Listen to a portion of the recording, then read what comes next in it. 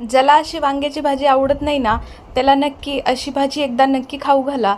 अशी भाजी तुम्ही खाऊ घातली तर तुम्हाला परत ते विचारतील अशी भाजी कधी बनवणार आहे म्हणून. मग त्यासाठी करायचं काय आहे, तर एका बाउलमध्ये पाणी घ्यायचं आणि मीठ टाकून घ्यायचं. आता लगेच वांगी घ्यायची आणि वांगी आपल्याला कट करून घ्यायचे आहेत. तर वांगी कट करत असताना एका वांग्याचे 2 भाग असे एकूण 4 भाग करून घ्यायचे. हे सर्व वांगी आपल्याला पाण्यामध्ये भिजत ठेवायची आहेत. तर लगेच आता इथे लागणारं साहित्य बघा. तर आलं लसूण घेतलंय, कांदा घेतलाय, टोमॅटो घेतलाय, कोथिंबीर घेतली आहे आणि इथे खोबरं घेतलंय सुकं. सोबतच तीळसुद्धा घेतलेत 2 चम्मच. आता एक एक करून आपण हे सर्व भाजून घेऊयात.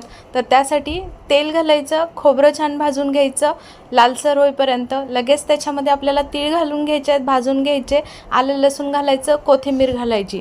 आता भाजून घेतलं की लो फ्लेमवरती सर्व भाजायचं आहे आणि लगेच काढून घ्यायचं. थंड करून घ्यायचं. मिक्सरच्या भांड्यातून आपल्याला हे वाटून घ्यायचं आहे.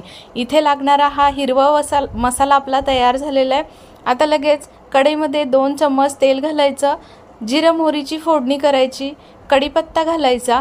छान फोडणी झाली की त्याच्यामध्ये मोठा मीडियम साईजचा कांदा कट करून बारीक घालून घ्यायचा. कांदा छान लालसर झाला की त्याच्यावरती टोमॅटो घालून घ्यायचा. कांदा टोमॅटो छान मऊ व्हावेत म्हणून लगेचच मीठ घालून घ्यायचं.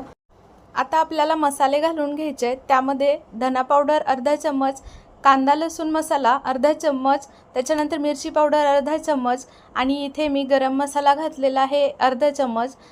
नंतर लगेच हळद घालून घ्यायची, पाव चम्मच इतकी. छान मिक्स करून घ्यायचं. हिरवं वाटण बनवलेलं ते घालून घ्यायचं आणि मिक्सरच्या भांड्यामध्ये गरम पाणी टाकायचं आणि गरम पाण्यामधूनच आपल्याला हे छान असं याच्यामध्ये विसळून घालून घ्यायचं आहे. छान मसाले परतले की आपल्याला वांग्याच्या फोडी घालून घ्यायच्या आहेत. वांग्याच्या फोडी मिक्स करून घ्यायच्या आणि वरतून आपल्याला याच्यावरती 2 चम्मच इतकं शेंगदाण्याचं कूट घालून घ्यायचं आहे. पाहू शकता, शेंगदाण्याचं कूट घालून घेतलं की आपल्याला जितका थिकनेस करायचा आहे भाजीचा तितकं पाणी टाकून घ्यायचं. शक्यतो गरम पाणी वापरा. कोथिंबीर घालायची, झाकण लावून मस्त असं 5 मिनटं वांगी शिजवून घ्यायची. आता इथे पाहू शकता मस्त अगदी 5 मिनटात वांगी शिजलेली आहेत. तर या पद्धतीनं ही भाजी एकदा नक्की बनवून पहा आणि ज्याला वांग्याची भाजी आवडत नाही त्याला नक्की खाऊ घाला. तर नक्कीच तुम्हाला विचारतील पुन्हा कधी बनवतेस म्हणून. आणि ही भाजी सर्वांची फेवरेट होऊन जाईल, एवढी जबरदस्त लागते. आवडलं असेल तर नक्की चॅनलला सबस्क्राईब